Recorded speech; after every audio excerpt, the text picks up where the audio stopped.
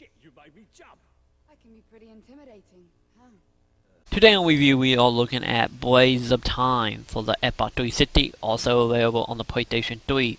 The story of Blades of Time takes place as you play as a character Zumi and her sidekick Zero, who are called treasure hunters and have traveled to another dimension called Dragonland, hunting for great treasure and all-around adventure. But once they get there, they realize not exactly as they were wishing it would be, and be thrown into pretty much in the middle of a civil war that happening between the Chaos and the Sky Guards over the land. And outside of the Civil War happening, other civilians, might it be who came there for religious belief, or came there also looking for treasure, also pretty much caught in the middle. And the one thing that made Blades of Time very unique outside of any other action-adventure platformer style game, the core ability to control time. This will play into a lot of things within the game. Might it be using time manipulation to solve a puzzle, or actually using it in combat. The combat itself is extremely deep and really challenging in most places. This is a game where you will gather a lot of combos, and to make it true to the game you will have to learn the combo, and in many cases will like, depending on what enemy you're going against, or what combo to use against the enemy. And the leveling system in this is not really much of a leveling system, and more every now and again you will stumble across a statue that will grant you 2 ability from a list of 40 or more. And you cannot learn every ability in the game, at least in one playthrough anyway, so it actually comes fully down to how do you want to develop your character and what type of fighting style match you best. With the fighting, it mainly just made up of the normal weapon, might it be guns and swords, and later on rocket launcher and freeze wave, but you will find other treasure and items gathered in the universe that will give you buffs, like necklaces and random enchantments that you can add to yourself, which you can find by, of course, finding treasure. You are a treasure hunter after all. And with it you have a compass, which can show you the way you actually gotta go for the real story, and well, in theory, a treasure chest will actually be hidden. But in many cases, the treasure chest is hidden and actually come down to a little bit of problem solving, trying to figure out how to get to them.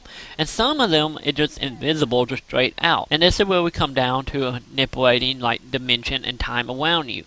You will gain an ability to make a little bubble around yourself, which will show item which is lost in time or other dimension, depending on how you want to look at this. And you have to be in that bubble to get it. And also to play into some of the combat scenario. With some of the combat, you will end up fighting enemies that will slow down time around you, and the only way you can actually fight in normal speed would be using this ability, and staying within the bubble equates. But this ability is also used for puzzle solving. In many cases, you will find a couple puzzles where you will have to bend time around you to actually solve the puzzles. And when it comes to the combat side of using time control, you have the ability to rewind time and in return make a doppelganger who will fight right beside you the whole time, or late for a certain amount of time depending on how far time you roll back. And this is where some of the extra strategy come from. And some enemy you will fight that will have shields and other magical abilities on them that you can't exactly take out alone. So it comes down to running up, doing a couple combo, rewinding time, doing some more combo, and make multiple duplications of yourself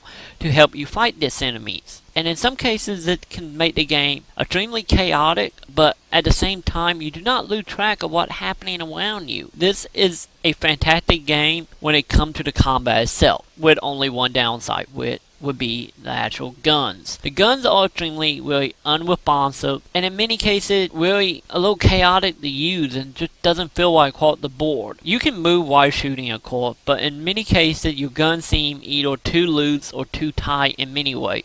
So it mainly comes down to pointing your gun in a position and then just moving left and right and shooting instead of actual aiming, which is kind of a downside. But the gun is not exactly a must-need item except in a few scenarios, mainly when you start fighting other humans, with they will have guns, and I can say this is the most irritating part of the game when you are actually fighting humans. As long as you're not fighting humans, the combat is fantastic, deep, rewarding, and all around just fun throughout. And then outside of the actual single player, we actually have a fairly in-depth multiplayer system here. Sadly, not very many people are playing this, but if you can find a couple people, or you can play this also solo if you so desire.